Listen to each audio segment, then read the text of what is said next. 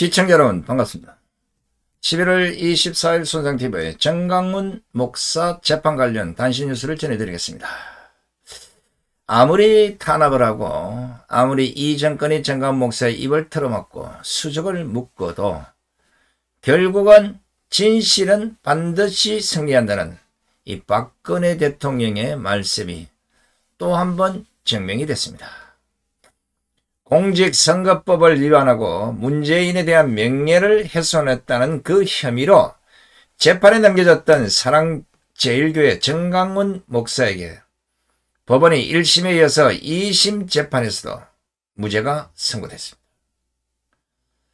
서울고법 형사 6-2부 부장판사 정총영 조원래 김용하 24일 공직선거법 위반과 명예훼손 혐의로 기소된 정강훈 목사의 2심 재판에서 1심과 마찬가지로 모든 혐의에 대해서 무죄를 선고했습니다. 이 사건은 정강훈 목사가 선거를 앞두고 당시 집회 참가자들에게 제21대 국회의원 선거에서 자유한국당을 비롯한 자유우파 정당들을 지지해달라는 취지로 발언한 것이 문제가 됐습니다. 특히 정강훈 목사가 문재인은 간첩이라거나 대통령이 대한민국 공산을 시도했다는 등의 이 발언으로 문재인의 명예를 훼손한 혐의도 함께 적용이 돼서 오늘 같은 재판을 병행해서 받은 겁니다. 그러니까 정강훈 목사는 2019년 12월 2일부터 지난해 1월 21일까지 광화문 광장 등에서 5회에 걸쳐서 자유우파 연대가 당선돼야 한다는 등의 발언을 해서 사전 선거운동을 함으로 재판에 넘겨졌던 것입니다. 아울러 지난해 10월 9일부터 12월 28일까지 집회에서 정강훈 목사가 문재인은 간첩이라거나 대통령이 대한민국의 공산화를 시도했다는 취지의 발언 등을 한 것 때문에 문재인의 명예를 훼손한 혐의도 함께 적용이 돼서 재판을 받았던 것입니다. 그런데 오늘 2심 재판부는 정강훈 목사의 공직선거법 위반 혐의에 대해서는 지지해달라고 언급한 대상은 보수 성향의 정당이라고 추측할 수 있으나 법리적으로는 추상적이고 모호해서 실제 정당을 명확히 특정할 수 없다는 점, 발언 당시 각 정당의 선거 후보자가 구체적으로 결정되지 않아서 공직선거법상 선거법 요건을 충족하지 않는다는 점을 지적했습니다. 그리고 무죄를 선고한 1심 재판부의 판결 취지를 그대로 인용했습니다. 또한 문재인에 대한 정강훈 목사의 명예훼손 혐의에 대해서도 재판부는 사실 적시라기보다는 의견 표명에 가까우며 발언이 논리 비약적 측면이 있거나 사회적 평가를 침해하더라도 이러한 표명에 대해서는 의견 교환과 반박을 통한 의사소통의 과정에서 배척되어야 한다는 점을 들어 형사처벌을 가하는 것이 표현의 자유 측면에서 적절하지 않다고 봤습니다. 재판부는 정강훈 목사 측에서 수사기관의 수사 자체가 위법했다며 항소한 점에 대해서는 법리상 무죄 판결을 받았을 경우 피고인이 상소권을 가질 수 없기 때문에 피고인 측 항소는 적법하지 않았다고 판단했습니다.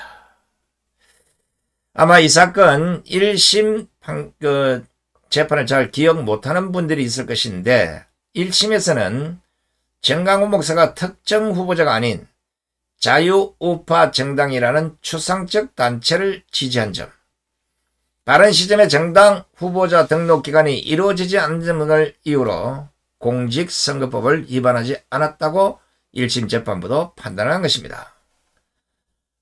또 대통령에 대한 명예훼손 혐의에 이 사실 적시라기보다는 비판적 의견 표명이었다고 1심도 무죄를 선고했던 겁니다. 여기에 검찰이 정강훈 목사 발언 당시는 이미 정당들이 21대 선거에 대비해 구체적 준비 활동을 하고 있었고 일부 후보자들은 입 후보에 대한 하마평에 오르내리고 있었다고 반박을 했었습니다. 검찰은 문재인에 대한 명예훼손 혐의는 간첩 여부 등은 증거에 의해 입증 가능하기 때문에 사실 적시에 해당한다고 주장을 했습니다. 반면 정강훈 목사 측도 항소를 하면서 공직선거법 위반 혐의가 고발인 조사 없이 수사가 개시돼 위법했다는 주장을 펼쳤고, 문재인 명예훼손에 대해서는 대통령이 자신을 비판하는 행위에 대한 처벌 불원 의사를 표명했으므로 공소 기각해야 한다고 주장을 펼쳤습니다. 결국 오늘 2심 재판부도 정강훈 목사가 지지 발언한 자유우파정당은 모호한 데다 특정 후보를 지지하지도 않았다고 봤고, 명예훼손 부분에 대해서도 사실이 아닌 의견 개진이었다고 판단을 한 것입니다. 특히 문재인 명예훼손에 대해서는 피해자는 국가 사회적 영향이 크고 국가의 운명에까지 영향을 미쳐서 존재가 가진 의미는 공개적으로 검증돼야 해 강범위하게 문제 제기가 허용돼야 한다면서 피고인이 비판적 문제 제기 과정에서 발생할 수밖에 없다고 보이는 이상 논리비약이 상당하다는 이유만으로 허위라며 단죄해서는 안 된다고 설명을 했습니다. 자, 1심 재판부와 2심 재판부가 정강훈 목사에 대해서 이런 식으로 어찌됐든 무죄를 선고했습니다. 지금 문재인 정권 들어와서 정강훈 목사에 대해서 줄기차게 고소고발을 일삼는 좌파들이 있습니다. 이제 대한민국 검찰도 아닌 건 아니고 맞는 건 맞고 가릴 건 가리고 이래서 좀 꼬라지 되는 걸로 재판에 넘기시기 바랍니다. 이거 보세요. 두 건 다 무죄를 받는 이걸 정강훈 목사를 탄압하고 사랑제일교회를 탄압하고 우파 전체를 탄압하기 위해서 이런 짓거리를 했다는 거 재판부가 봐도 황당하니까 무죄를 때린 게 아니겠습니까? 제발 더 이상의 탄압과 더 이상의 이런 엉터리들, 이런 고소고발은 제동을 걸어주시기를 촉구합니다. 자, 어찌 됐든 간에 문재인과 관련해서 앞에 그 공직선거법은 둘째치고 간첩 여부 등에 대한 이게 무죄가 됐기 때문에, 그렇다면 얼마 전에 여러 차례에 걸쳐서 문재인의 출생에 대해서 문제를 제기했던 뉴스타운 보도에 대해서 문재인은 답을 해야 할 것이라고 생각이 됩니다. 이 진짜 얼마나 웃긴 일입니까? 문재인의 아버지 윤용영을 6.25 전쟁 때 직접 생포한 윤열 스님이 생전에 얼마 전에 돌아가셨어요. 이 좀 사망 원인도 지금 상당히 의아합니다. 직접 뉴스타운에 출연해서 당시 문재인 아버지를 생포한 그 생생한 정문을 방송을 통해서 내보냈습니다. 여기에 대해서 지금 청와대나 문재인 정권은 가다부터 아무 말이 없습니다. 그래서 문재인이, 우리는 인정하지 않지만 그 스스로가 진짜 대한민국의 대통령이라고 생각한다면 이제라도 자신의 출생 비밀을 스스로 밝혀야 될 때가 된 것 같습니다. 그래야만 더 이상 간첩 논란에서 빠져나올 수 있을 겁니다. 오늘 재판에는 정강훈 목사가 직접 법정에 출석을 했습니다.